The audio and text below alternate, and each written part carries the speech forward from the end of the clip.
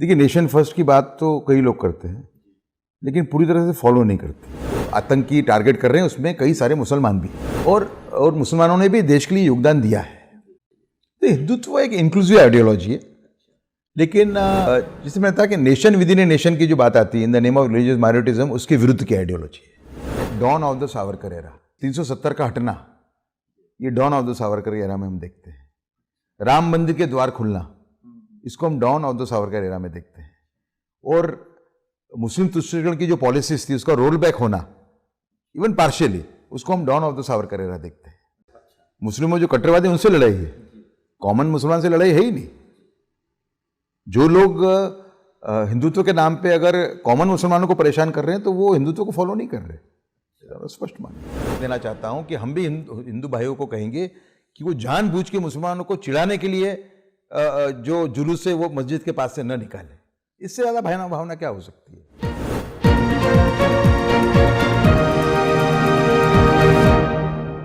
की आइडियोलॉजी में क्या हिंदू मुस्लिम यूनिटी और कोई प्लूरलिस्टिक सोसाइटी का आप डिजाइन या कोई विचार इस तरह का आप देखते हैं? हाँ, बिल्कुल देखता हूं मैं। देखिए, आप उनका मैनिफेस्टो देख लीजिए देश का, इसको हिंदू राष्ट्र कहो, आप भारत कहो। हिंदू मैनिफेस्टो उनका एक डॉक्यूमेंट है पूरा। उसमें उन्होंने कहा है कि मुसलमान, उसमें सभी जाति सभी धर्मों को समान अधिकार होगा। एक स्टेप और आगे जाते हैं और कहते हैं कि जो धार्मिक माइनॉरिटीज हैं, उनकी पूजा अर्चना में कोई अगर बाधा डालता है, the state will step in and protect them. और थर्ड उनका वार्निंग है, स्टेट की ये रिस्पॉन्सिबिलिटी होगी, बिल्कुल रिस्पॉन्सिबिलिटी। और थर्ड लेकिन वार्निंग देते हैं वो, nation will not allow creation of a nation within a nation in the name of religious minoritism. अब आप देखें तो 70 साल की कहानी यही है। 1947 के अंदर 3 कारणों से भारत का विभाजन हुआ।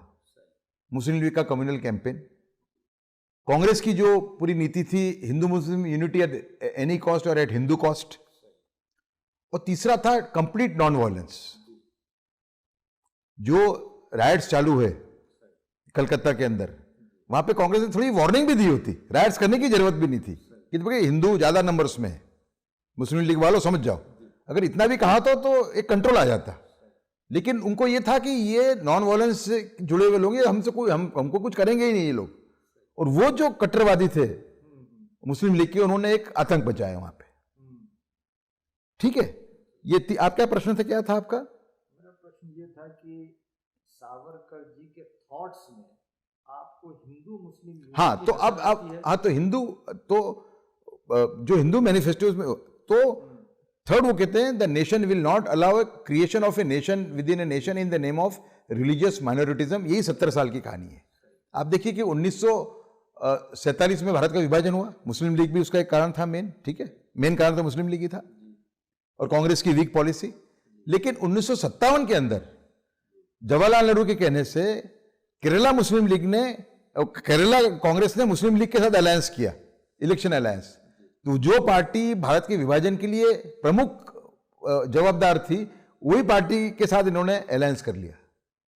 दूसरा कि आर्टिकल 30 है।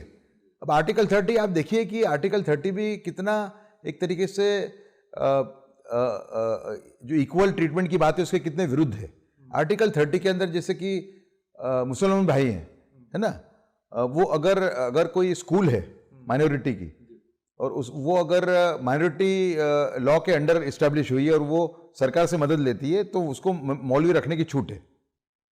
वो मौलवी रख सकता है, पगार वो उसका सरकार देगी।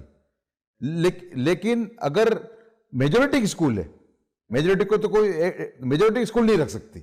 दूसरा, नहीं सर, थोड़ा सा मैं इसमें करेक्शन करूंगा। आर्टिकल 30 ऐसा नहीं बोलता है। आर्टिकल 30 ये कहता है कि अगर कोई माइनॉरिटी का इंस्टीट्यूशन गवर्नमेंट से एड लेता है, एड की बात, तो वो नहीं रख सकता, स्पष्ट लिखा हुआ है। और अगर वो नहीं लेता है तब उसको छूट होगी। और उसमें भी ये क्लैरिटी है, राधा कृष्णन कमीशन ने ये क्लैरिटी दी है कि आप जो मजहब रिलीजन टीच करेंगे, चाहे वो मुसलमानों के लिए नहीं, एनी माइनॉरिटी, जैन, सिख, अच्छा हो गया, माइनॉरिटी सभी, राइट, तो वो आफ्टर स्कूल आवर्स पढ़ाए, बहुत स्पष्ट। हाँ, नहीं दूसरा नहीं, जैसे कि टीचर को रखना है, वो बाद में रखें आप हाँ, नहीं टीचर के अंदर भी जो जैसे कि टीचर के अंदर रखना है तो उसमें रिजर्वेशन लागू पड़ता है शेड्यूल कास्ट और शेड्यूल ट्राइब्स के लिए। नहीं, वो प्राइवेट इंस्टीट्यूशन के लिए, नहीं प्राइवेट के लिए नहीं है, लेकिन जो गवर्नमेंट एड ले रहा है माइनॉरिटी के अंदर उनको लागू नहीं है ये, आप देखिए। हाँ हाँ हाँ, तो वो आर्टिकल 30 तो उसको अप्लाई ही नहीं होता। नहीं, मैं क्या बोल रहा हूं आपसे कि देखिए, भारत का विभाजन होने के बाद हिंदुस्तान के मुसलमानों के एक तबके की डिमांड के बाद, पाकिस्तान देने के बाद भारत में ऐसा गैर बर्ताव क्यों होना चाहिए? जैसे कि बाबरी राम मंदिर है ना, यहाँ के मुसलमानों के कहने पे एक तबका, मैं सब मुसलमान की बात नहीं कर रहा हूं, आपने पाकिस्तान दे दिया, यहाँ राम का मंदिर हम क्यों नहीं बना सकते इतने साल से? तो ये जो है, ये एक तरीके का एक जिसको बोलते हैं एक सूडो सेकुलरिज्म का वातावरण रहा देश के अंदर, जिसकी वार्निंग सावरकर ने दी थी। आप वरना सावरकर इक्वल ट्रीटमेंट के हिमायती थे। 1938 में जब 1938 में जब वो लाहौर गए, लाहौर में जब उनको पत्रकारों ने पूछा कि आप और जिन्ना देश को धर्म के आधार पर तोड़ने पे क्यों तुले हो, उस टाइम पे सावरकर ने कहा कि देखिए आपका प्रश्न ही गलत है, हम और जिन्ना एक ही पर वाले पक्षी नहीं है। Well, Jinnah is for more and more concession for Muslims, I am for equal treatment for all. Sir एक और सवाल, 1939 में शिया जो थे मुसलमान यहाँ के अपने लखनऊ के, जब उन्होंने एक प्रस्ताव पास किया कि भाई जो भी मुसलमान गौ हत्या करेगा वो हिंदू मुस्लिम एकता का विरोधी गिना जाएगा, और उन्होंने कहा कि भाई अगर जुलूस हिंदू निकालते हैं मस्जिद के पास से तो मुसलमान उसका विरोध नहीं करेंगे। उस टाइम पे सावरकर ने उनको लेटर लिखा, एक पब्लिक स्टेटमेंट इशू किया उसको वेलकम करते हुए, उनको लेटर लिखा कि मैं आपके प्रस्ताव का स्वागत करता हूं, अगर ऐसे जेन्युइन प्रस्ताव आते रहे हिंदू मुस्लिम यूनिटी के तो हिंदू मुस्लिम यूनिटी मुमकिन है। और दूसरा साथ में ये कहा कि आप इतना कह रहे हैं तो मैं भी आपको एक वचन देना चाहता हूं कि हम भी हिंदू भाइयों को कहेंगे कि वो जानबूझ के मुसलमानों को चिढ़ाने के लिए जो जुलूस है वो मस्जिद के पास से न निकाले। इससे ज्यादा भावना क्या हो सकती है? सर आपने अपनी किताब में एक बड़ा अच्छा सुझाव दिया है, वो ये है कि ये जो सड़कों के नाम बदले जा रहे हैं उसमें बाज़ सड़कों के नाम ऐसे मुसलमानों के नामों पर रखे जा सकते हैं जिन्होंने जेल में ज़िंदगी काटी और जेल गए थे या देश के लिए जो अपना बलिदान दिया। ये आपका स्टैंड कैसे आया और इसके बारे में और क्या कहेंगे आप? देखिए नेशन फर्स्ट की बात तो कई लोग करते हैं लेकिन पूरी तरह से फॉलो नहीं करते। सही नेशन फर्स्ट है वो वीर सावरकर का है।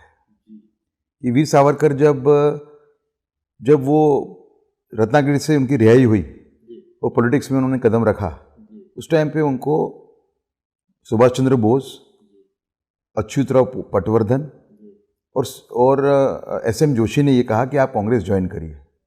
उन्हें कहा कि कांग्रेस मुस्लिम तुष्टीकरण करके हिंदू हकों का हनन कर रही है और मैं समान अधिकार का हिमायती हूँ, तो हिंदू हकों का हनन करके मुसलमानों को स्पेशल हक देना ये देश के साथ धोखाधड़ी है। इसके लिए मैं कांग्रेस ज्वाइन नहीं करूंगा, मैं हिंदू महासभा ज्वाइन करूंगा जो हिंदू इंटरेस्ट को प्रोटेक्ट कर रही है इस मुस्लिम तुष्टीकरण के सामने। तो ये नेशन फर्स्ट की भावना है।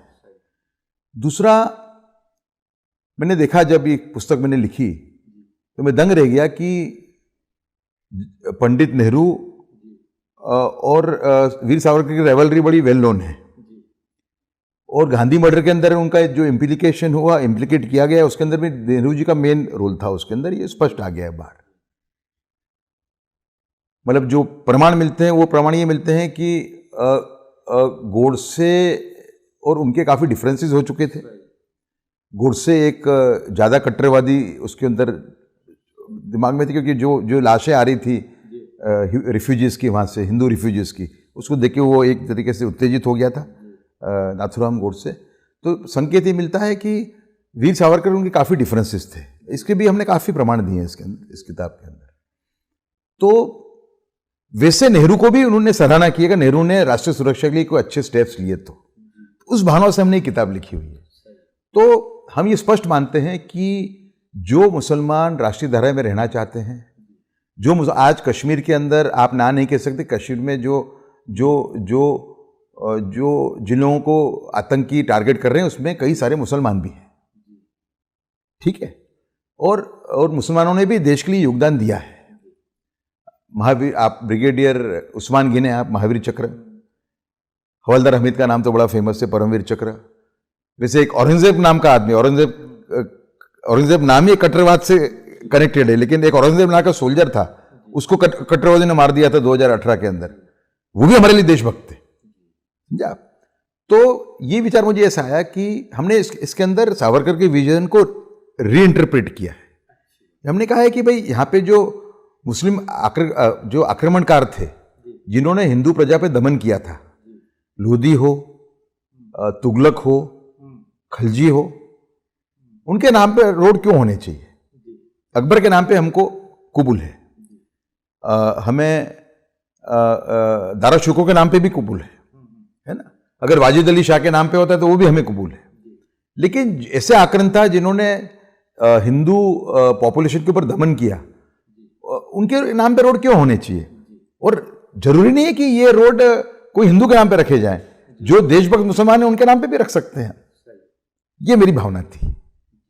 इसको हमने वीर सावरकर के, देखिए हम ये कहते हैं कि वीर सावरकर के हिंदुत्व के अंदर या बिनशर्ती राष्ट्रवाद, ये दोनों एक ही है। वीर सावरकर का हिंदुत्व जो है वही बिनशर्ती राष्ट्रवाद है ना। उसके अंदर सभी जाति, सभी धर्मों को समान अधिकार था, और उसमें अशफाकुल्लाह खान हो, ब्रिगेडियर उस्मान हो या हवलदार हमीद हो, उनके लिए भी उतनी जगह थी जितनी एक हिंदू देशभक्त के लिए है। तो उस भावना से हमने ये बात सजेस्ट की किताब के अंदर। ये हमने सावरकर के आइडियोलॉजी को रीइंटरप्रेट किया हुआ है जी। आम भावना और आम एक धारणा ये फैलाई जाती है या इस तरह समझा जाता है कि मुसलमानों को तो पाकिस्तान मिल गया। अब यहाँ जो मुसलमान बचे रहे इंडिया में, वो तो एक फैक्ट है, वो इस देश के शहरी हैं। तो क्या मुसलमान एक ग्रुप या इसके पीछे और बहुत सारी राजनीति रही है पाकिस्तान बनने के मामले में? सिर्फ मुसलमानों की आशाएं तमन्नाएं नहीं थी उसमें, वो तो पूरा एक गेम प्लान था, बन गया। पाकिस्तान बनने के नतीजे में ये कहाँ तक सही है कि इस देश के मुसलमानों से ये कहा जाए कि हमने आपका हिस्सा जो था दे दिया, अब आप कुछ ना मांगे? ये इंप्रेशन है, ये क्या ये जस्टिफाइड है? नहीं, ये इंप्रेशन इसके लिए है, कुछ जस्टिफिकेशन है इसका, इसलिए कि 1944 और 45 के जो सेंट्रल असेंबली और प्रोविंशियल असेंबली के जो इलेक्शंस हुए, वोटिंग कम था उसमें। हिंदुओं का वोटिंग था 25% और मुसलमानों का वोटिंग था करीबन 20% के आसपास, 19-20% के आसपास।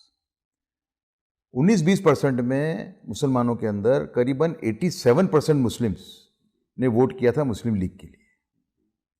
अब उसको प्रो रेटा आप ये नहीं कह सकते कि मेजोरिटी थे, लेकिन एक बड़ा तबका पाकिस्तान के फेवर में था। इससे इस वोटिंग पैटर्न से स्पष्ट होता है।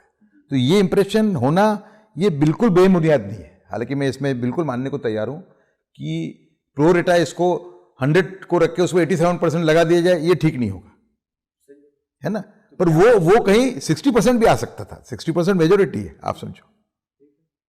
हम समझते चलो अगर 100 पे उसको अप्लाई करते हैं अपन, उस टाइम पे इलिटरेट मुसलमान थे, है ना, तो एक बड़ा बहुत सारे फैक्टर थे उस वक्त। हाँ, नहीं, उसमें देखो, उसमें ऐसा हुआ कि कांग्रेस ने डील सिर्फ जिन्ना से किया।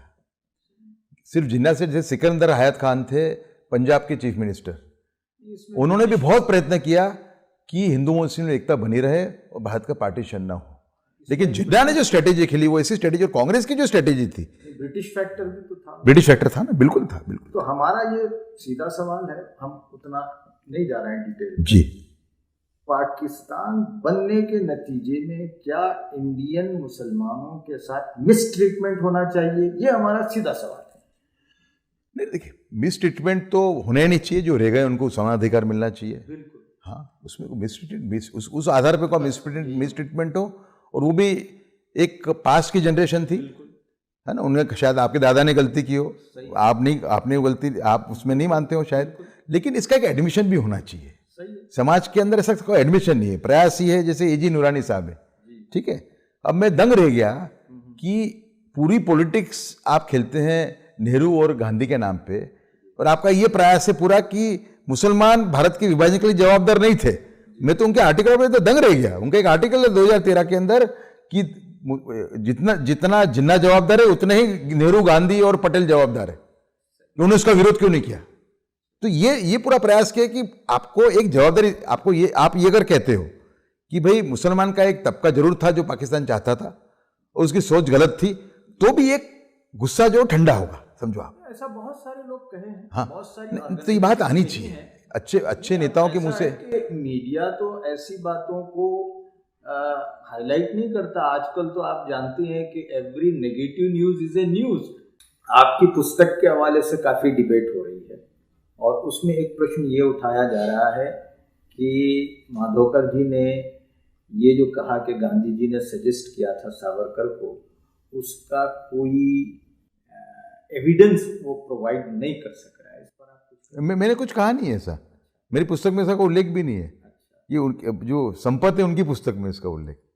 हाँ, लेकिन इसमें देखा है कि ऐसा है कि वीर सावरकर ने एक शिवाजी नीति के तहत, शिवाजी नीति, कृष्णा नीति, चाणक्य नीति, हमारे यहाँ एक सोच है ये कि भाई दुश्मन पे जीतना हो तो थोड़ा आप थोड़ी एक स्ट्रेटेजी खेल सकते हो दुश्मन को हराने के लिए, छापामार युद्ध की जैसी स्ट्रेटेजी होती है, समझे आप। तो वीर सावरकर ने जब वो उनको जब लंदन से भारत लाया जा रहा था, उस टाइम पे भी भागने का प्रयत्न किया था उन्होंने, शिप में से डाइव मार के, समझे ना। तो उस तरीके से उन्होंने उस टाइम पे याचिकाएं लिखी थी। हाँ, तो 10 याचिकाएं लिखी थी, लेकिन कुछ याचिकाएं ने गांधी जी की सलाह के बाद भी लिखी थी। पहले उनके जो भाई थे नारायण सावरकर, उन्होंने गांधी जी को अप्रोच किया था कि आपको छुड़वाने में आप मदद करिए हमें, हमारे 10 साल हो चुके हैं नाना को, उनका नाम नाना था वीर सावरकर का, इसको आप मदद करिए हमारी।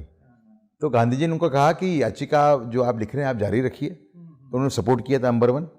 और दूसरा कि गांधी जी ने एक यंग लीडर में लेख भी लिखा था कि एक क्रांतिकारी हो गए भाई परमानंद, उनको ऐसी याचिका के आधार पर उनको छोड़ दिया गया था। तो उन्होंने कहा था कि अगर भाई परमानंद को अगर छोड़ सकते हैं तो सावरकर को क्यों नहीं छोड़ सकते। जो सोशल एंड फैमिली वेलफेयर के हैं वो ये लिखते हैं कि मुसलमानों का एजुकेशन में पार्टिसिपेशन बहुत कम है, उनके चिल्ड्रन बहुत बैकवर्ड हैं। ओके, अब फिर इस तरह दूसरे नेशनल सैंपल सर्वे के रिपोर्ट्स आते हैं।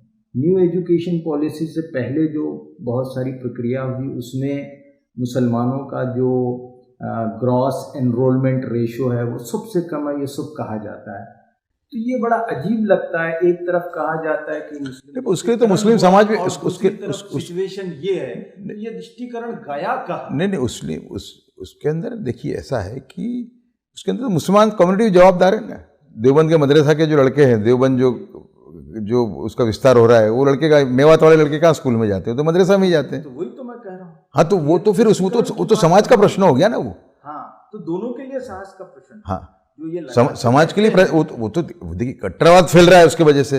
मॉडर्न एजुकेशन से दूर रख के मुस्लिम समाज में भी कट्टरवाद फैल रहा है। कट्टरवाद एक पूरी शायद अलग चीज़ है जो सामाजिक बुराई है, और अगर आप ये कहेंगे मुसलमानों में फैल रहा है तो शायद हम सही जवाब। पर देवबंद तबलीग जमात का जो प्रचार है उसके अंदर तो ये दिखता ही है काफी हद तक। दूसरी जगह नहीं दिखता। दूसरी जगह है, ऐसा नहीं, मैंने ना नहीं बोल रहा हूँ, लेकिन इसमें तो काफी जी, दोनों आंखों से देखें, ठीक है आपकी बात। दोनों भी मेरे ख्याल में प्रॉब्लम है समाज के लिए। हम किसी को जस्टिफाई नहीं करेंगे। नहीं, आपने जो कहा कि मुस्लिम बैकवर्ड क्यों रह गए, तो उसके लिए मैं ये कह रहा हूँ, आपका मेरा जवाब ये है आपको कि उसके लिए मुस्लिम समाज भी काफ़ी हद तक जवाबदार है। नहीं, वो एक अलग डिबेट है सर। डिबेट मैं यहाँ ये सवाल पूछ रहा था कि मुस्लिम अपीजमेंट जो कहा जाता है वो अपीजमेंट का देखिए पाकिस्तान बनने के बाद में भी भारत में लोग राम मंदिर, या तो आपके लीडर जवाबदार हैं, पूरी कम्युनिटी, तो लीडर ही लोगों को रिप्रेजेंट करते हैं। आप समझो, अगर बाबरी मस्जिद एक्शन कमेटी है तो वो तो रिप्रेजेंट ही करती है। तो आपको ये इस उल्टा सोचना पड़ेगा, हिंदू बन के सोचना पड़ेगा कि अगर पाकिस्तान देने के बाद में राम मंदिर को हम ना बना पाए तो वो तुष्टीकरण नहीं है तो क्या है, समझो आप। नहीं सर, इसमें थोड़ी आप गलती कर रहे हैं, माफ करना। इसका मतलब ये नहीं है कि उस वक्त ऐसी डील हुई थी कि हम पाकिस्तान दे देंगे, आप राम मंदिर दे दीजिए, ऐसी डील नहीं हुई थी, लेकिन राम मंदिर तो बनना ही चाहिए ना। वो तो देखो ये भारतवर्ष है, तो इसमें तो मेजोरिटी का हक तो मिलना ही चाहिए ना, समझो आप। मेजोरिटी का हक के अमल में माइनॉरिटी को खुश करने के लिए मेजोरिटी को उनका मेन हक नहीं मिले, से कैसे हो सकता है? नहीं, तो इसका मतलब ये हुआ कि मेजोरिटी के हक के लिए माइनॉरिटी का हक मारा जाए? नहीं, बिल्कुल नहीं मारा जाए। राम मंदिर बनने से क्या मारा जाए? नहीं, राम मंदिर का तो मैं इशू ला रही हूँ, मैं राम मंदिर की बात कर रहा हूँ। मैं ऐसा मानता हूं कि मध्यकाल के अंदर, खास करके सल्तनत पीरियड में, मुगल पीरियड में कम हुआ, सल्तनत पीरियड के अंदर हजारों लाखों मंदिर टूटे। वो डिस्कशन नहीं है। हाँ, मेरा सीधा वो मंदिर टूटने के बाद में हमारे 3 मंदिर तो समाज को दे देने चाहिए ना, समझो आप। खास करके वॉलंटरी दे देने चाहिए कि राम कृष्ण भूमि मुक्त हो जाए, वहां से मस्जिद हटा के दूसरी जगह मस्जिद ले जाए, और काशी विश्वनाथ, तीनों तो देना ही चाहिए। हमारा सवाल वो नहीं, हमारा सवाल सिर्फ ये है कि मुस्लिम अपीजमेंट की जो बात हो रही है उसमें कितनी सच्चाई है? सच्चाई तो थी ना, एकदम अपीजमेंट अगर हो रहा है तो फिर ये मुसलमानों का, अब तो कहाँ हो रहा है, अब तो कम हो गया वो, तो इसलिए मुसलमानों का। बाकी कम्युनल बिल, कांग्रेस जो कम्युनल बिल ला रही थी, आप स्कूल की हिस्ट्री के अंदर आप पूरी हिस्ट्री मुगल हिस्ट्री हो, उसके अंदर राणा प्रताप का नाम नहीं हो, शिवाजी का एक ही शब्द हो, किस टाइप का मतलब वो है? आप समझो, ये अपीजमेंट ही है। अपीजमेंट इसको शायद नहीं कहा आप, नहीं, ये अपीजमेंट है, बिल्कुल अपीजमेंट है। मतलब जो मुसलमान रणनीतिकार हैं, कट्टरवादी मुसलमानों के रणनीतिकार हैं, वही पॉलिसी को चला रहे हैं, ऐसा हो गया ना उसका मतलब। देखिए साहब, ये रेटोरिक्स की बात है। आप बड़े पत्रकार हैं, आप बुद्धिजीवी हैं, मेरे ख्याल में अपीजमेंट को हम देखते हैं सोशल, इकोनॉमिकल, एजुकेशनल जो इंडेक्सेस हैं उससे हमको देखना चाहिए। नहीं, पर उसमें भी उसके अंदर भी आप देखो खेल कैसा है कि हिंदू के अंदर तो हिंदू खाली अपर कास्ट से आप कंपेयर करोगे, आप पूरी हिंदू से कहा करो ना भाई, पर बिल्कुल बात करिए। हाँ, तो उसके अंदर तो नहीं है इतना खराब मामला। अगर आप पूरी हिंदू कम्युनिटी को कंपेयर करते हो और पूरे मुसलमान को करते हो तो इतना खराब नहीं पैरामीटर्स। वो तो आप क्या कर रहे हो, उसको हिंदू के अंदर इनको अलग कर दे रहे हो, किनको? ठीक है, उसको नहीं करेंगे हम ऑब्जेक्टिवली बात करेंगे। हम भले हिंदू के अंदर 2 भाग हैं कि भाई जो हिंदू हैं लेकिन नीचे तबके के उनको दूर कर दो और इनको अलग रखो, ऐसा नहीं हो सकता। नहीं तो जितने नेशनल सैंपल सर्वे हैं वो सारे यूनानिमसली कहते हैं कि मुसलमानों का स्तर हर लेवल पर दलितों से नीचे।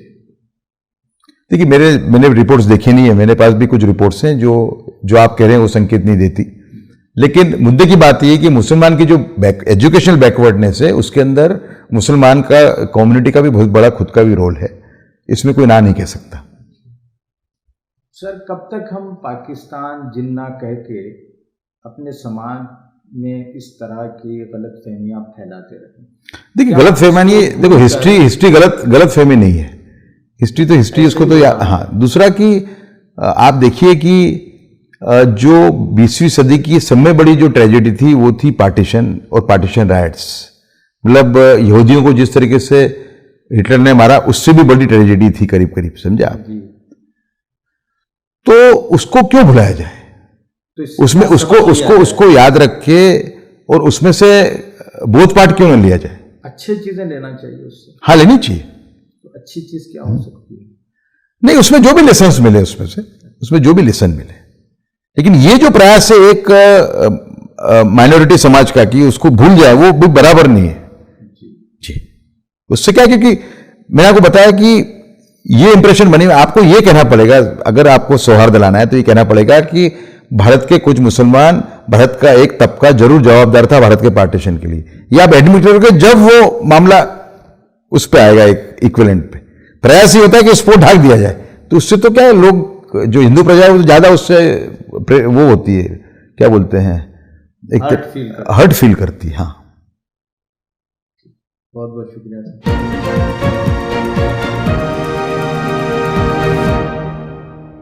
हमारे साथ देश के एक वरिष्ठ इंटेलेक्चुअल उदय माहुरकर साहब हैं। उदय माहुरकर साहब से हमने कुछ सवालात चंद दिन पहले किए थे, वो आपके सामने हम पेश कर रहे हैं। उदय माहुरकर साहब को कौन नहीं जानता, वरिष्ठ पत्रकार रहे हैं। इंडिया टुडे के सीनियर एडिटर रहे। आपके ताल्लुक से कहा जाता है कि आप हमारे प्रधानमंत्री नरेंद्र मोदी जी के बड़े करीबी लोगों में से हैं। अभी आप चीफ कमिश्नर हैं राइट टू इंफॉर्मेशन के, दिल्ली में रहते हैं, पहले अहमदाबाद में रहते थे। आपको शोहरत इसलिए भी मिली है कि चंद दिन पहले आपने एक किताब को एडिट किया जिसका नाम है Veer Savarkar, the man could have averted partition. इस किताब में उन्होंने सावरकर से मुतालिक बहुत सारी बातें की। जब हमने उदय माहूरकर जी से बात की तो उन्होंने बहुत सारी बातें कही और खुलकर कही।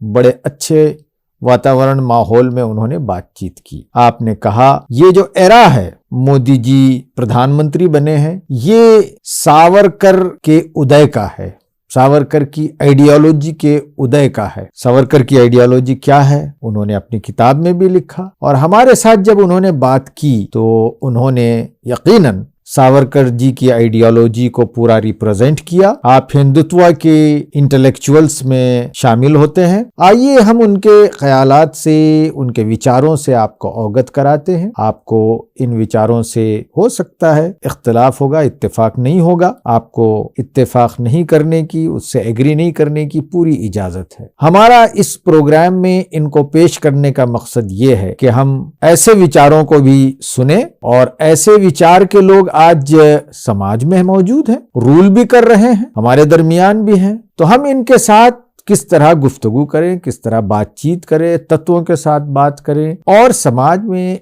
एक अच्छी अंडरस्टैंडिंग पैदा करने की कोशिश करें। अगर हम एक दूसरे से दूर रहेंगे तो फिर गैप और गल्फ, दूरी और बढ़ेगी और एक अच्छा समाज वजूद में नहीं आएगा। अगर हम चाहते हैं कि हिंदुस्तान, हमारा भारत देश एक विशाल देश और एक मजबूत देश बने, और जैसा कि हम चाहते हैं कि हम सुपर पावर बने दुनिया में, नॉलेज का पावर बने, तो हमें चाहिए कि एक दूसरे के विचारों का सम्मान करें, एक दूसरे के विचारों को जाने, और गुफ्तगू के जरिए, कम्युनिकेशन के जरिए, अच्छे डिस्कशन और डायलॉग के जरिए हम एक दूसरे के बातों को समझने और समझाने की कोशिश करें। यही हमारा मकसद है। इसी मकसद के तहत हम उदय माहूरकर जी से जो बात हुई वो आपके सामने साझा कर रहे हैं, और हम बड़े शुक्रगुजार हैं उदय माहूरकर साहब के कि उन्होंने अपने बिजी शेड्यूल से वक्त निकाला और हमारे साथ बात की। आपका फिर एक बार स्वागत है।